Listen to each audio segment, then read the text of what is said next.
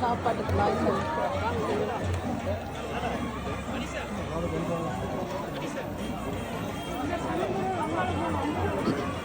கோயில் தேர் இழுத்து முடிஞ்சு இப்போ சாப்பாடு கொடுக்குறோம்.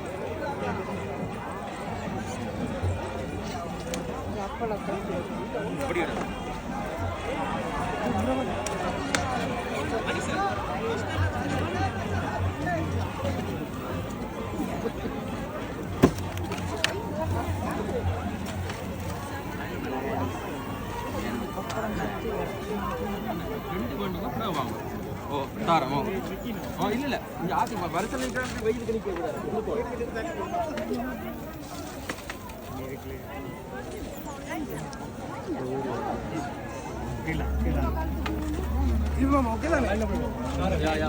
அப்பளம்லாம் இருக்காண்டு சாப்பாடு போட்டு